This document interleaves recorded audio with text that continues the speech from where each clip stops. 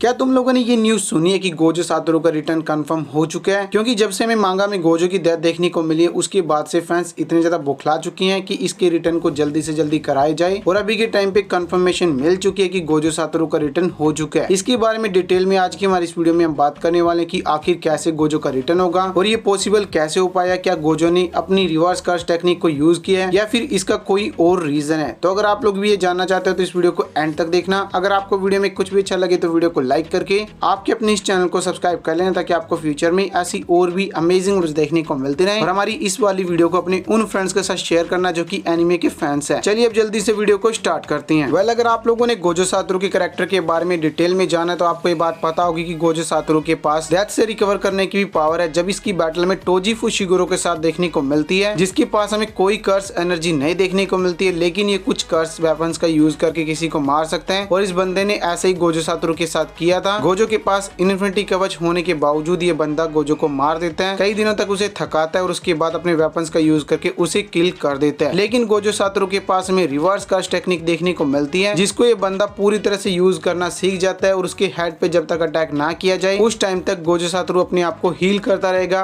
और हमें जैसे मांगा में इसकी डेथ देखने को मिली है। अगर उसके बारे में आप लोग नहीं जानते तो मैं आपको बता दूं कि जब गोजो की बैटल मांगा में सुकुना के साथ होती है तो सुकुना अपनी पावर का यूज करके गोजो की जो बॉडी है उसको बीच में से कट कर देते हैं, जिसके बाद गोजो का जो हेड है उस पे कोई चोट नहीं आती और ये बंदा अपनी रिवर्स कर्स टेक्निक को यूज कर सकता है। अभी तक लोगों को यही लग रहा था क्योंकि उस टाइम पे गोजो ने टोजी फुशिगुरो को ये बात बोली थी कि जब तक तुम मेरे हेड पे अटैक नहीं करोगे उस टाइम तक अपनी बॉडी को मैं दोबारा से रिकवर कर सकता हूँ। और ये सुनने में काफी ज्यादा अच्छा भी लगता है क्योंकि मेन कैरेक्टर तो नहीं है लेकिन साइड कैरेक्टर होने के बाद भी ये फैंस का फेवरेट है और इस कैरेक्टर को मरते हुए कोई फैन नहीं देखना चाहता था। लेकिन मांगा में हमें इसकी डेथ दिखाई जाती है दोबारा से। लेकिन मैं आपको बता दूं कि गोजो का जो रिटर्न है वो कंफर्म हो चुका है, लेकिन इस डेथ से गोजो सातोरू अपने आप को दोबारा से हील नहीं कर सकता। यानी कि कंफर्मेशन तो मिल चुकी है इसके रिटर्न की, लेकिन गोजो सातोरू वापस नहीं आ रहा, बल्कि गोजो की बॉडी में कोई और नहीं बल्कि यूटा ओकोत्सु हमें देखने को मिलेगा, जो कि गोजो की पावर्स को यूज करेगा। उसके पास 6 आई की पावर होगी और गोजो के पास जितनी भी पावर हमें देखने को मिली है वो सारी पावर यूटा ओकोत्सु सारी पावर को यूज कर पाएगा। और यूटा के साथ हमें फ्यूचर में सुकुना की बैटल देखने को मिलेगी, जहां पे यूटा अपनी पावर्स को इंक्रीज करने के लिए गोजो की बॉडी को हैंडल करेगा और उसकी बॉडी का यूज करके गोजो की पावर को यूज करेगा, यहाँ तक कि वो अपनी सारी पावर को भी यूज कर सकता है जो कि उसके पास मौजूद है। जिसके चलते इस कैरेक्टर के पास गोजो प्लस खुद की पावर प्लस रिका की पावर इतनी ज्यादा पावर आ चुकी कि यूटा डायरेक्टली जाके सुकुना को चैलेंज कर सकता है, फील्ड में आके उसे हराने की कैपेबिलिटी रखता है। अब ये सारी चीजें पॉसिबल कैसे हो पाई उसके बारे में आपको बताता हूँ। वेल, आपको ये बात पता कि गोजो सातोरू की वजह से राइटर्स को प्रॉब्लम होती थी क्योंकि ये बंदा साइड कैरेक्टर के तौर पे इंट्रोड्यूस कराया गया था, लेकिन फ्यूचर में इतना फेमस हो गया कि इस टाइम पे भी जाके गोजो की डिमांड करते लोग और बोलते कि गोजो ही वो कैरेक्टर बनना चाहिए जो कि सुकुना को नॉकआउट करेगा, जो कि पॉसिबल नहीं है क्योंकि गोजो एक साइड कैरेक्टर है। यूटा ओकोत्सु या फिर यूजी इतादोरी ये मेन कैरेक्टर है और यही सुकुना को हरा सकते हैं। लेकिन फिर भी गोजो की डिमांड की वजह से हमें देखने को मिलता है कि इस सीरीज के अंदर दोबारा से गोजो का रिटर्न कराया जा रहा है और मांगा में अब गोजो का रिटर्न होगा, लेकिन यूटा उसकी बॉडी को हैंडल करेगा, उसकी बॉडी के अंदर अपनी सोल को डालेगा, जिसके बाद उसकी सारी पावर को यूज कर पाएगा। रिका उसकी बात मानेगी और अभी के टाइम पे यूटा के पास 3 मेन कैरेक्टर की पावर है, जिसे आप लोग गोजो सातोरू, यूटा ओकोत्सु और कर्स स्पिरिट यानी कि रिका के नाम से आप लोग उसे जानते हो। अब देखो यूटा जो है गोजो की बॉडी को इसलिए यूज कर पाएगा क्योंकि गोजो जो है वो पूरी तरह से मर चुके हैं, लेकिन उसके अंदर जो 6 आई की पावर है अभी के टाइम पे वो गोजो के पास है। और उससे पहले वो रिका से रिक्वेस्ट करेगा कि उसकी जो सोल है उस सोल को वो गोजो सातोरू के अंदर डाले, उसकी बॉडी को उसकी सोल से अलग करे और गोजो की जो पूरी बॉडी है उसके अंदर यूटा का कंट्रोल हो। और यूटा अकेला इस चीज के बारे में रिका से बात नहीं करेगा, बल्कि यूटा जाके डायरेक्टली टीचर से भी बात करेगा, वो उसे परमिशन देंगे। उसके बाद ये बंदा जाके गोजो की बॉडी को पोजेस करेगा